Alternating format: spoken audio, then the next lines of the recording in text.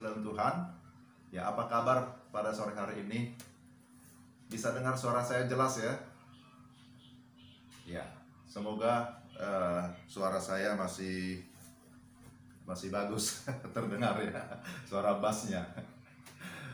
Ya, tadi sudah disampaikan perkenalan singkat oleh Pak Adi. Ya, bagi yang belum kenal, ya salam kenal, senang jumpa dengan Bapak Ibu yang terkasih dalam Tuhan ya. Ya mungkin yang lain yang belum mute bisa di mute dulu ya, karena cukup mengganggu juga ya. Bisa di mute dulu sementara saya berbicara. Ya, oke, Bapak Ibu, masih ada itu suara yang ketawa-ketawa ya. Iya, ya saya bisa di hostnya bisa memute-nya ya, hostnya bisa menolong kalau bisa ya. Oke. Cukup ramai seperti lagi pesta ya. Iya. Baik,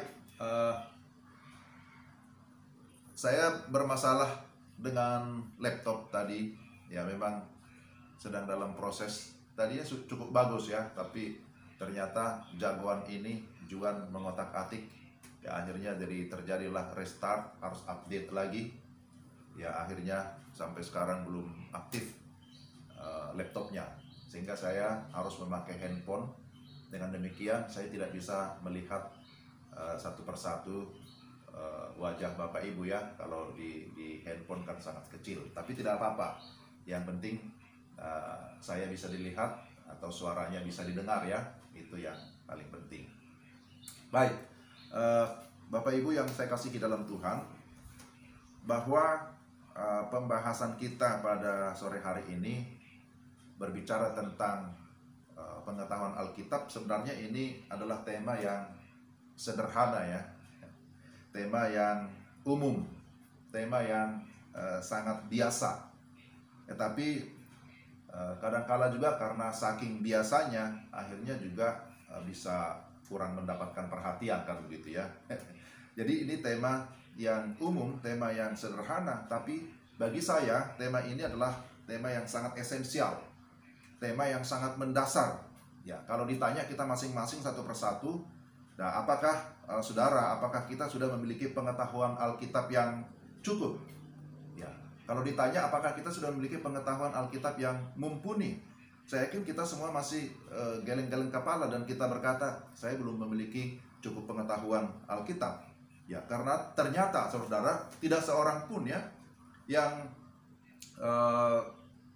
bisa berkata, ya aku sudah lulus, aku sudah tamat pengetahuan Alkitab. Enggak, karena sejujurnya saya juga harus mengaku, walaupun sudah banyak belajar, ya ternyata belajar Alkitab itu kan tidak ada tamatnya, tidak ada expire-nya. Ya, selama kita hidup, kita masih terus harus belajar Alkitab sebagai kebenaran firman Tuhan.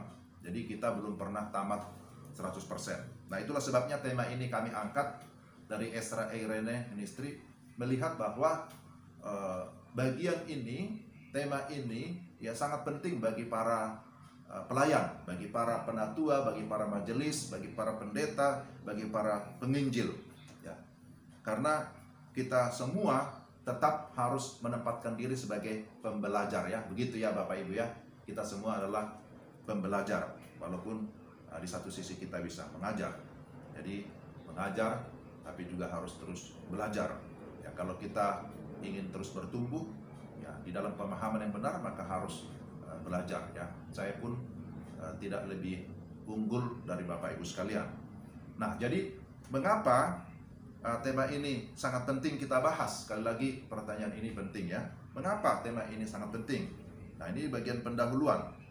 Karena memang bagi kita sebagai orang Kristen, Alkitab itu adalah buku utama ya di dalam hidup kita. Banyak buku yang penting, tapi bagi kita tentu Alkitab buku yang terpenting. Tapi jangan sampai karena terpenting lalu disimpan saja ya, takut rusak takut lecet, takut kena air, takut kena hujan, ya karena yang terpenting jadi disimpan. Kadang-kadang ada begitu ya, tapi itu di kampung kami begitu ya. Saking sayangnya Alkitab disimpan di lemari, tidak pernah dibuka. Tapi bukan begitu caranya memperlakukan Alkitab ya. Justru kalau kita berkata Alkitab adalah buku utama, ya maka buku utama itu haruslah kita baca. Ya. Jadi sekali lagi, bagi para pelayan, kita harus memiliki pengetahuan Alkitab yang cukup. Mungkin tidak sempurna, tapi cukup begitu ya. Sebab tanpa pengetahuan yang benar, kita tidak bisa melayani dengan benar ya. Saya kutip ya dari Roma pasal 10. Saya bacakan Roma pasal 10 ayat yang pertama dan ayat yang kedua. Saudara-saudara, keinginan hatiku dan doaku kepada Tuhan ialah supaya mereka diselamatkan. Sebab aku dapat memberi kesaksian tentang mereka, bahwa mereka sungguh-sungguh giat untuk Allah, tetapi tanpa pengertian yang benar. Jadi rupanya ada kelompok atau ada golongan yang sungguh-sungguh dikatakan di sini giat untuk Allah. Ada kelompok orang yang giat melayani, tapi sayangnya tanpa pengertian yang benar. Dan kita sudah bisa bayangkan ya, wah, giat melayani, tapi apa yang disampaikan, ya, jangan sampai yang disampaikan meleset daripada kebenaran yang sesungguhnya. Dan itu yang juga kita harus waspadai begitu ya. Sedangkan orang yang sudah sungguh-sungguh belajar pun pemahamannya bisa meleset. Orang yang sudah sungguh-sungguh belajar Alkitab, belajar teologi pun bisa juga menafsirkan berdasarkan ya keinginannya, ya menafsirkan firman berdasarkan pengalaman, dikaitkan dengan pengalaman dan seterusnya. Dan semua orang kan mengaku ya berdasarkan firman, ya Alkitabiah. Tapi kalau Bapak Ibu perhatikan di zaman digital sekarang, di zaman YouTube ini, waduh, saya juga kadang-kadang melihat betapa banyaknya pengajar-pengajar yang mengajar ya sesuai dengan seleranya, ya, yang sudah tidak lagi percaya kepada Alkitab gitu ya sebagai firman Tuhan, yang tidak lagi percaya bahwa Yesus itu Allah, yang tidak percaya bahwa ada Tritunggal. Nah, pembahasan tentang itu memang ada pembahasan khusus tentunya ya. Tetapi saya hanya menyinggung itu. Jadi mari kita kembali kepada prinsip Alkitab ya. Kita lihat misalnya bagaimana Yesus mengajar murid-muridnya itu bukan hanya 1 bulan, bukan hanya 2 bulan, bukan hanya 3 bulan, tapi bertahun-tahun ya. Yesus mengajar muridnya lebih kurang 3,5 tahun sebelum mereka diutus untuk melayani secara full time. Sebelum mereka diutus untuk pergi ke segala bangsa. Sebelum mereka diutus untuk memberitakan Injil, mereka diperlengkapi dulu dengan pengetahuan ya akan kebenaran. Jadi mari kita lihat bahwa Yesus sendiri ya melakukan itu. Rasul-rasul ya, murid-murid diajar. Demikian juga kalau kita baca dalam Kisah pasal 2 itu ya, ketika rasul-rasul melayani, kemudian ada banyak orang yang sudah bertobat gitu ya. Lalu apa yang dilakukan di dalam Kisah pasal 2 itu? Mereka bertekun di dalam doa, mereka bertekun di dalam pengajaran rasul-rasul, mereka bertekun dalam persekutuan, dalam memecahkan roti. Nah, itu yang kita lihat ya. Jadi salah satu yang ditekankan di sana bahwa mereka bertekun dalam pengajaran rasul-rasul. Pengajaran rasul-rasul itu dari mana? Tentu dari Yesus yang sudah mengajar mereka sebelumnya. Kemudian ada Paulus juga yang memuridkan Timotius sebelum mereka melayani. Jadi Rasul Paulus menjadi mentor bagi Titus, menjadi mentor bagi Timotius sebelum mereka melayani, mereka diperlengkapi. Bahkan setelah mereka masuk di dalam pelayanan penggembalaan, Rasul Paulus pun tetap mendampingi mereka. Jadi Bapak Ibu, saudara yang terkasih dalam Tuhan, ini sangat penting ya, bahwa bagian pemuridan ya atau mentoring ini juga perlu dilakukan di tengah-tengah gereja ya. Bagaimana dengan gereja kita? Apakah masih melakukan pemuridan? Nah, itu juga topik tersendiri ya yang bisa dibahas.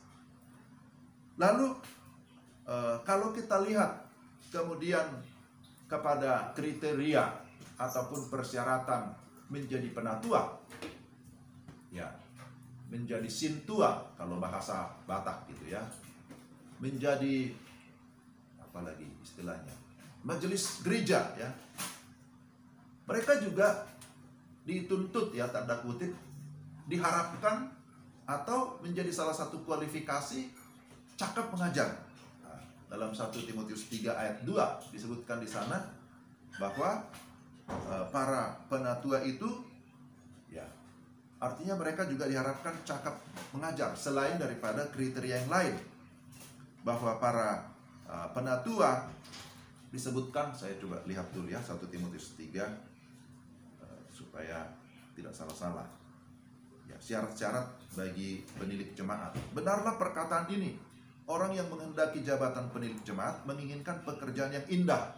Jadi Bapak Ibu, ini dulu ya, menjadi penatua, menjadi majelis jemaat itu pekerjaan yang indah ya, pekerjaan yang indah, ini yang mulia ya. Topik ini sudah pernah disampaikan oleh Pak Tambun ya, Pak Maridik Tambun pada beberapa bulan yang lalu berkaitan dengan kepemimpinan penatua.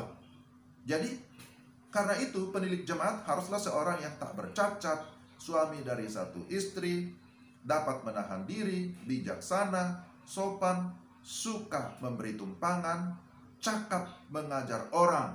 Nah, lalu disambung lagi, bukan peminum, bukan pemarah, melainkan peramah, pendamai, bukan hamba uang, seorang kepala keluarga yang baik, disegani dan dihormati oleh anak-anaknya, dan seterusnya. Jadi di sana memang betul ada syarat-syarat atau kualifikasi rohani, bahwa dia harus sungguh-sungguh sudah lahir baru atau sudah sungguh-sungguh dalam iman kepada Yesus Kristus. Ada syarat-syarat moral ya, ada syarat-syarat sosial, dia seorang yang terhormat, yang dihargai, berwibawa baik di keluarga, di masyarakat. Tapi juga ada persyaratan intelektual. Ini ada persyaratan berkaitan dengan pengetahuan, sehingga dia bisa cakap mengajar. Nah, jadi apa yang diajarkan? Tentu yang diajarkan adalah firman Tuhan, yang kita sebut sebagai kurikulum yang utama ya. Jadi kalau di sekolah, baik itu dari sekolah TK sampai ke perguruan tinggi, pasti ada kurikulumnya gitu ya. Nah, bagi kita hamba-hamba Tuhan, para pelayan ya, maka Alkitab inilah yang kita bisa sebut sebagai buku kurikulum utama yang Tuhan berikan. Karena semua pengajaran kita harus bersumber dari Alkitab ya. Jadi Alkitab sebagai kurikulum utama ya, kita harus tahu, kita harus mengetahui Alkitab kita harus mengenali Alkitab kita ya. Karena kalau kita tidak mengenal apa yang kita ajarkan, kira-kira seperti itu ya. Jadi sebenarnya kalau secara garis besar ya, secara garis besar Alkitab kita ini intinya apa?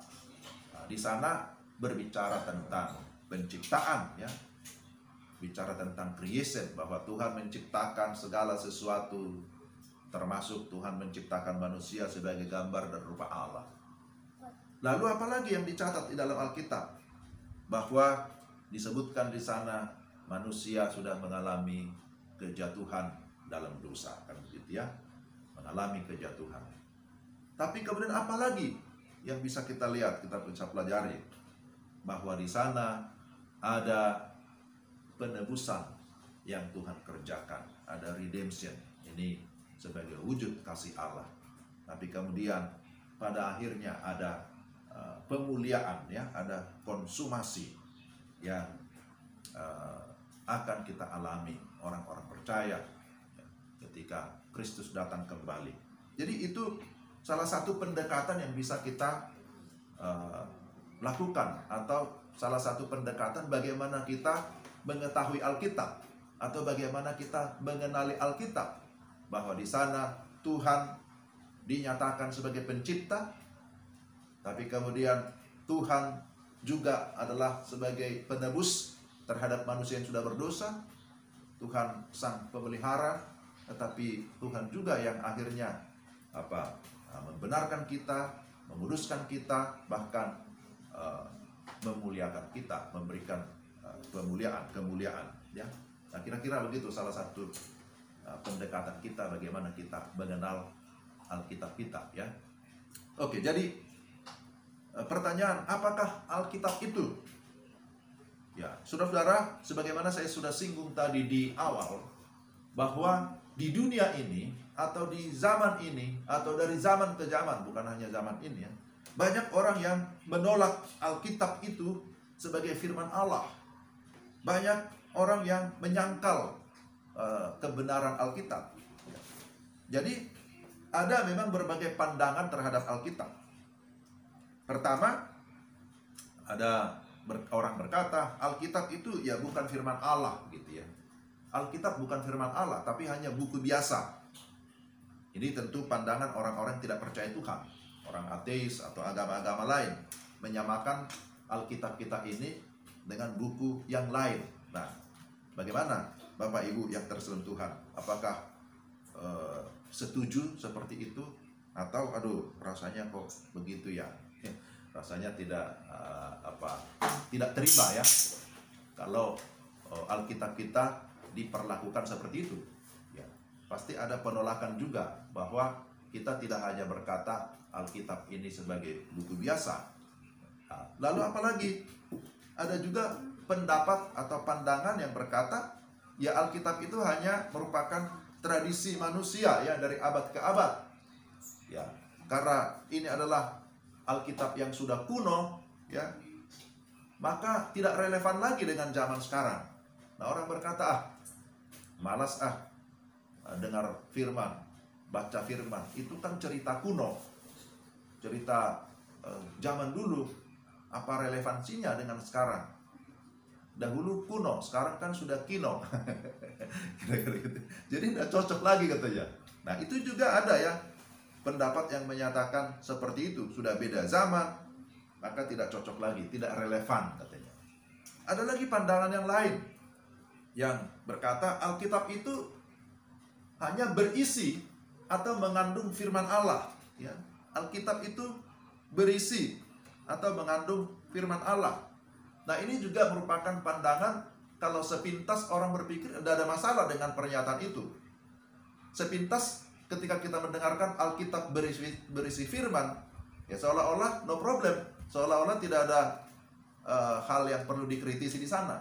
Tapi kalau kita memperhatikan atau mendalami apa maksudnya ketika dikatakan Alkitab berisi firman, nah artinya bahwa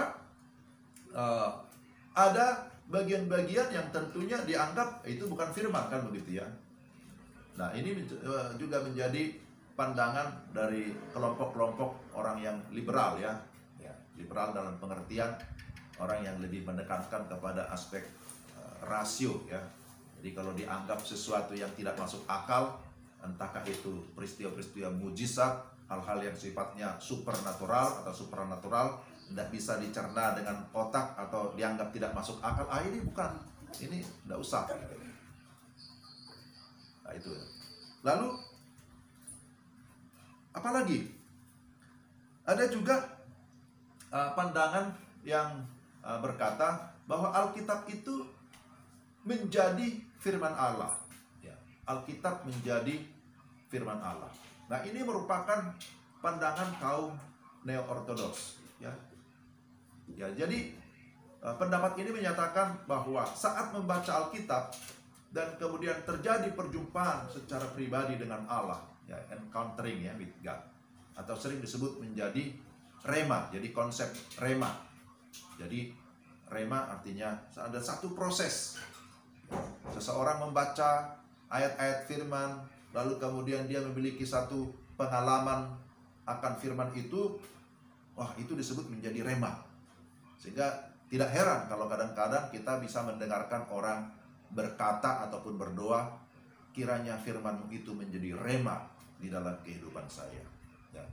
Jadi kalau begitu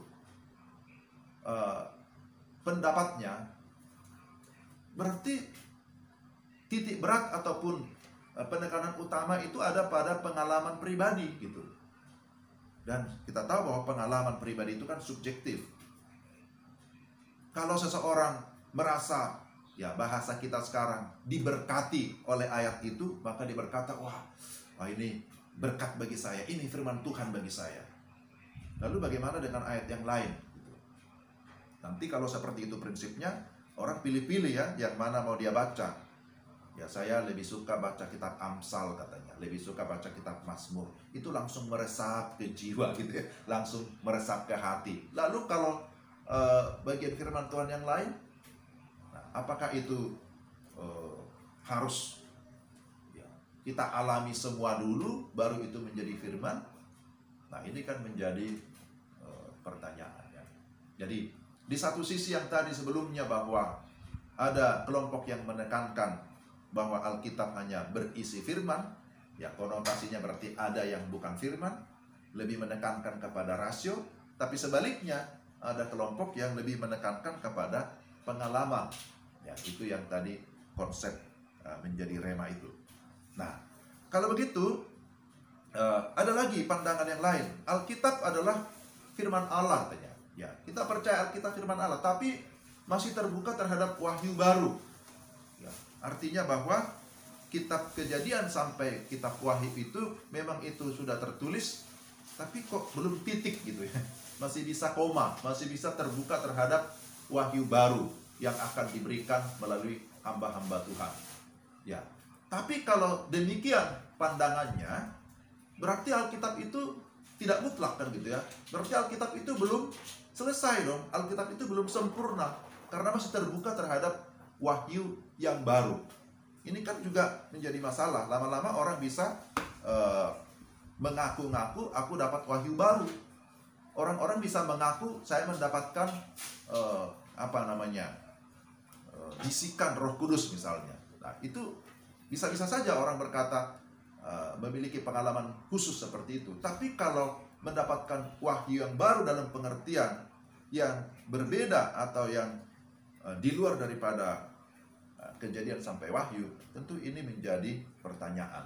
Sehingga kita tiba pada pandangan yang terakhir, bahwa Alkitab adalah firman Allah. Sengaja ini saya tebalin ya, karena saya percaya pada kalimat ini, bahwa bagi saya Alkitab adalah firman Allah.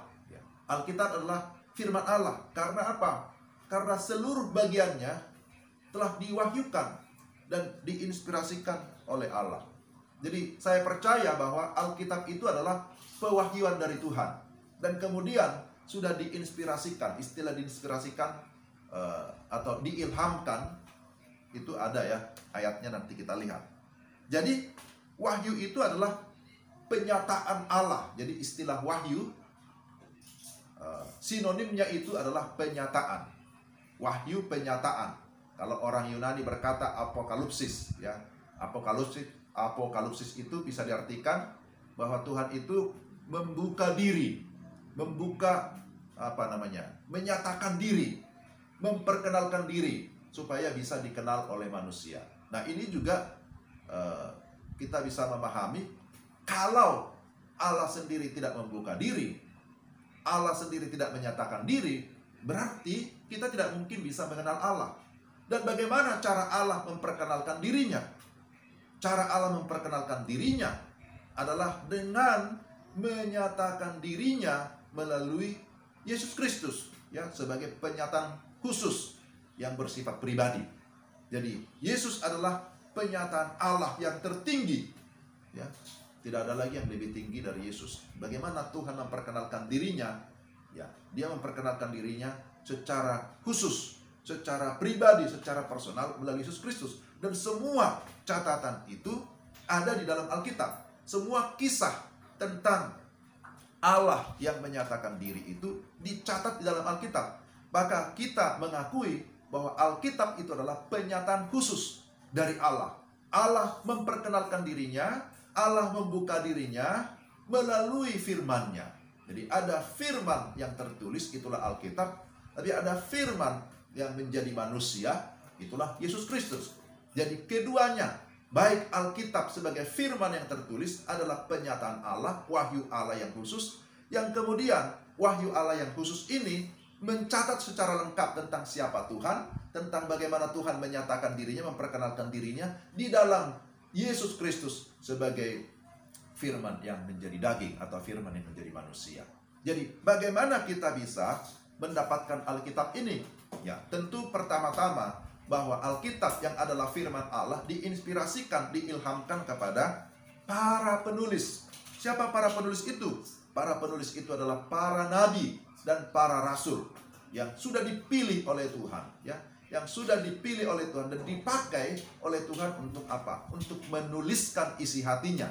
Jadi karena itu kita bisa berkata Alkitab adalah firman Allah. Dengan kata lain, Alkitab adalah isi hati Allah. Alkitab adalah cerita tentang Allah, bukan tentang aku, bukan tentang kita, tapi tentang Allah.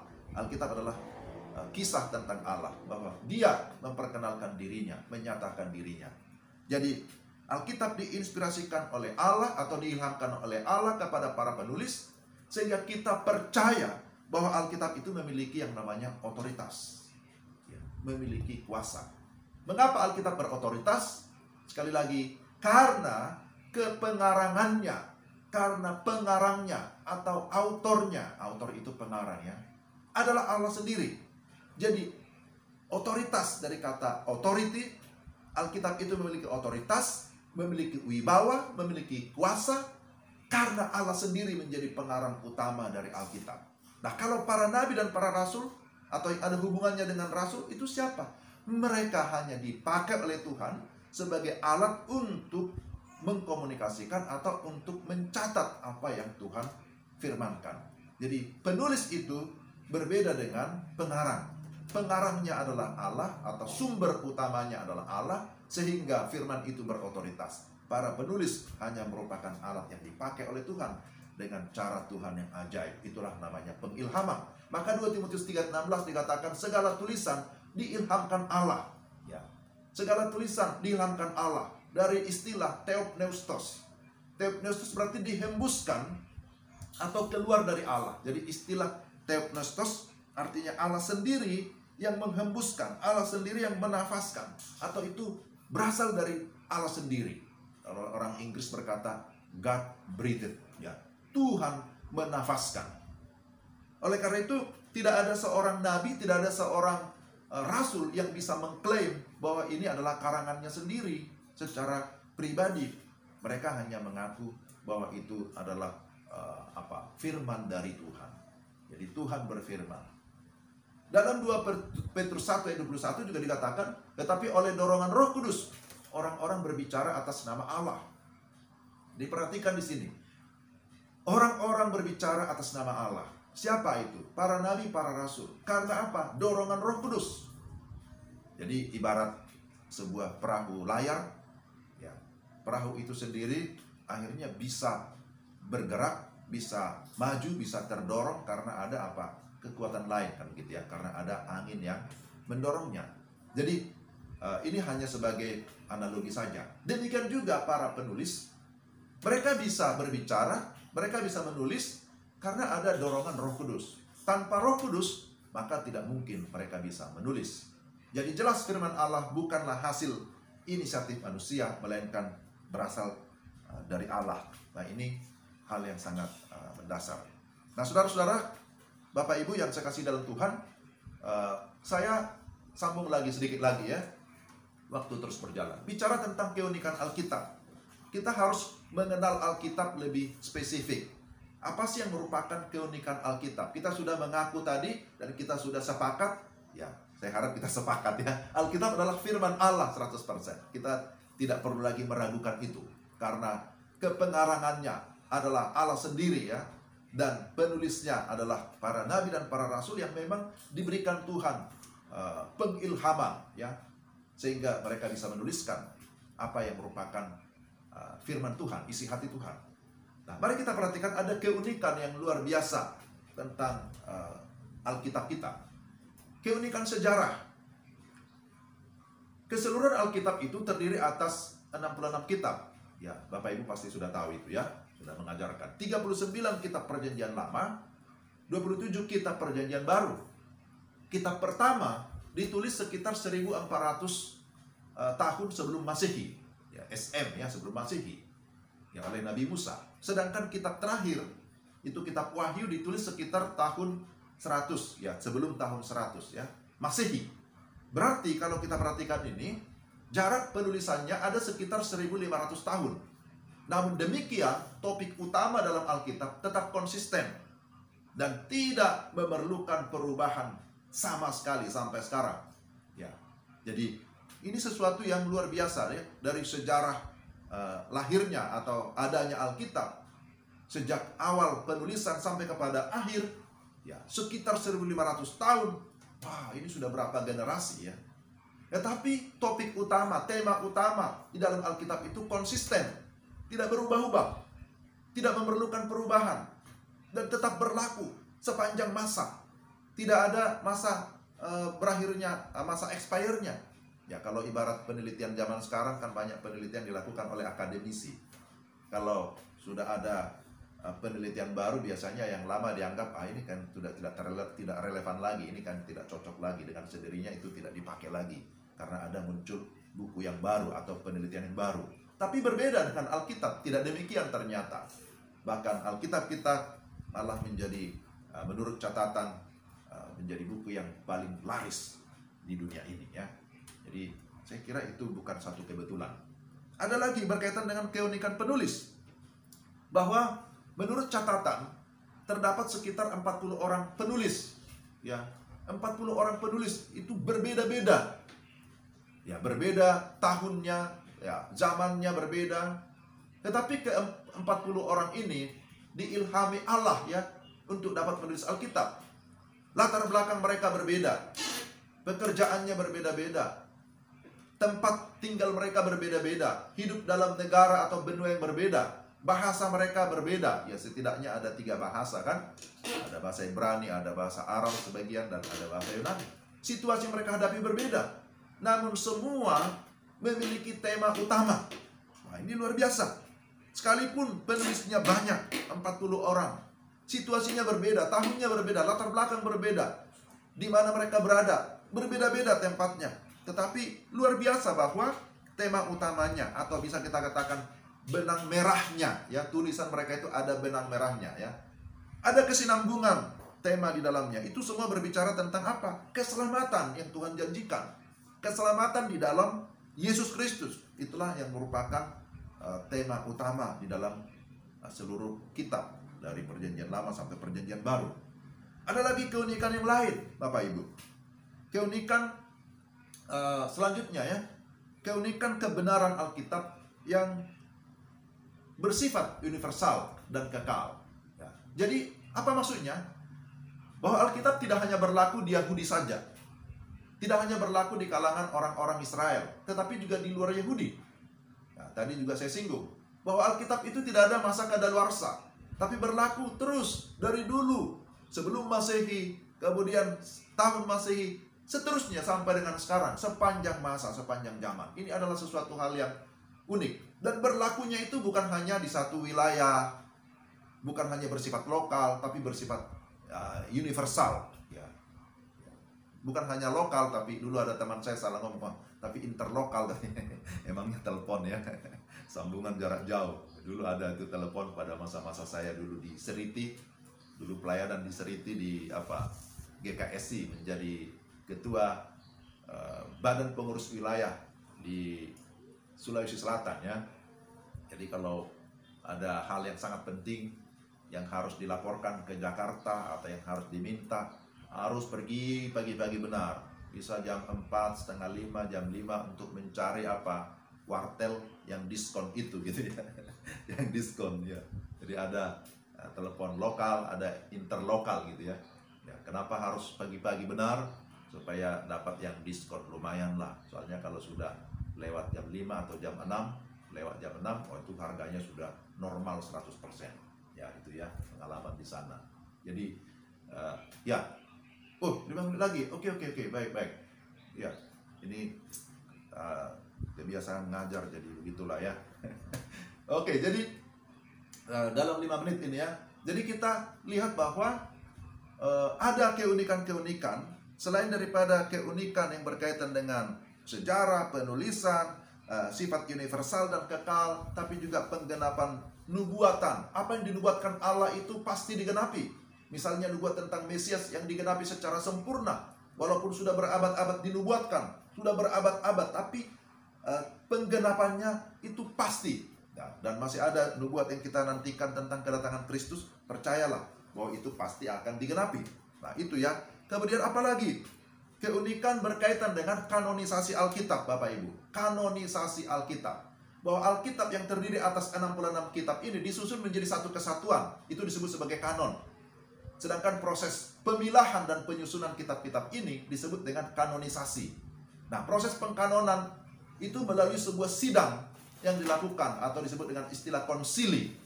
Dan diyakini bahwa terakhir sidang atau konsili itu tahun 397 ya kalau tidak salah. Kayaknya saya salah tulis ini.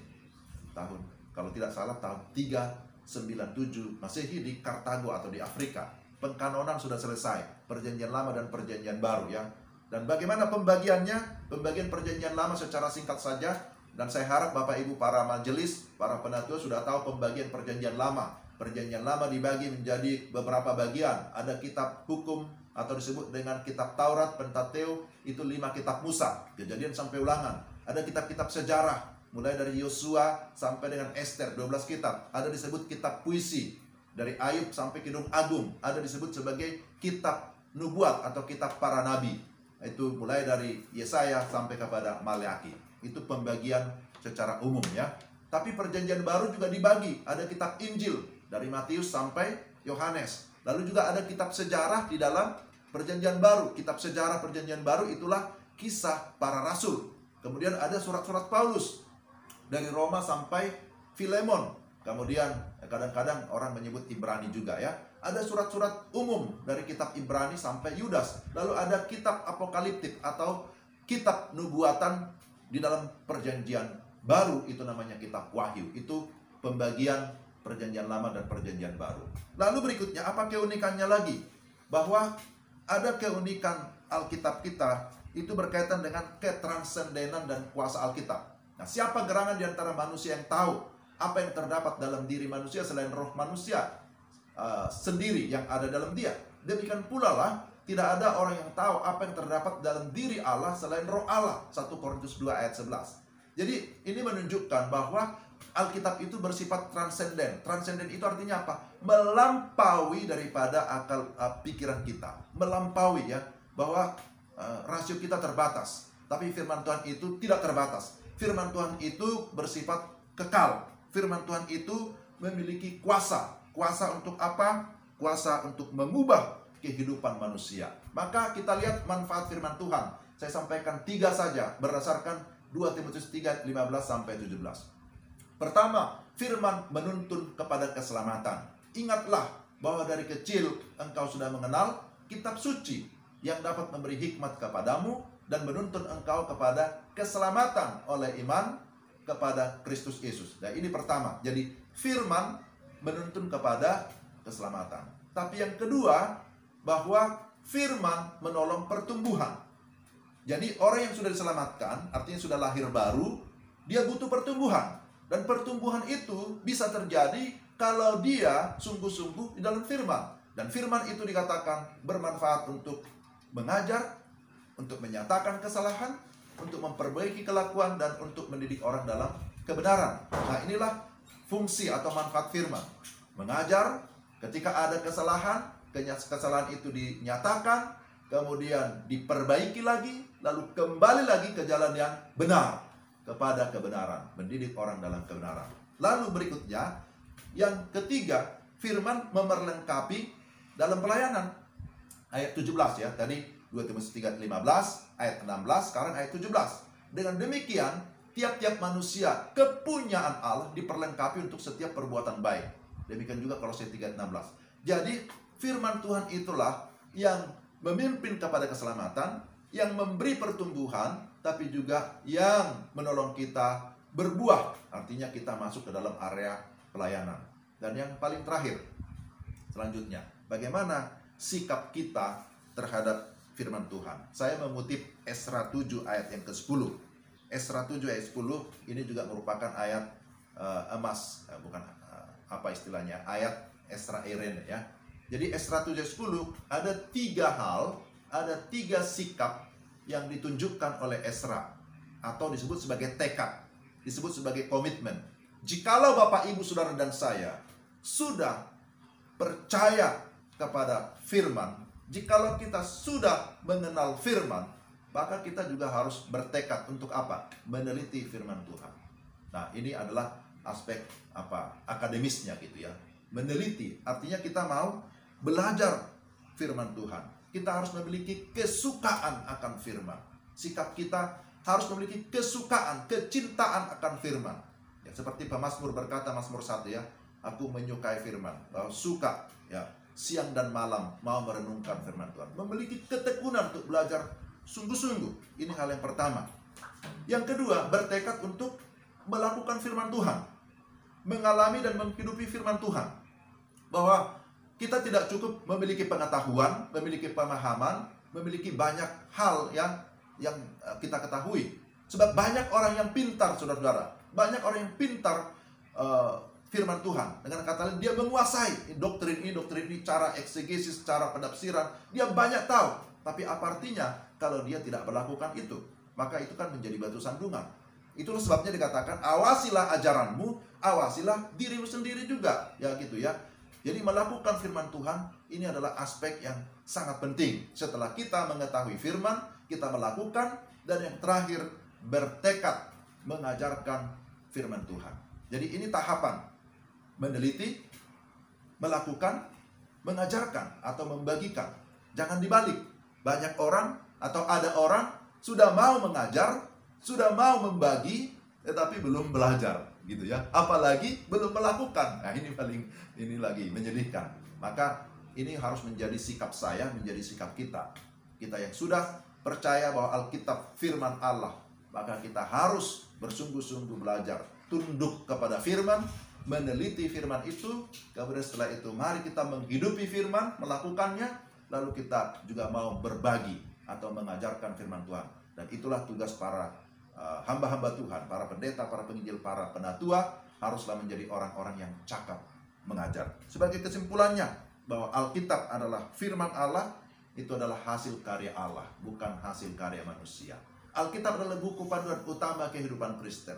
Kalau ada banyak buku panduan, bisa saja itu sekunder. Buku panduan resep masak-memasak bisa ya.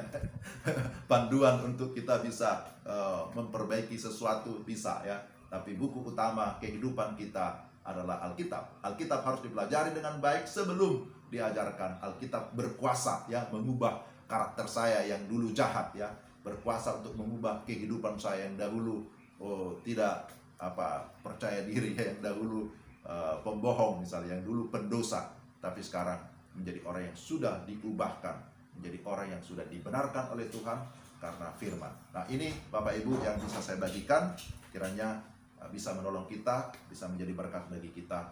Terima kasih dan Tuhan memberkati. Ya, salam.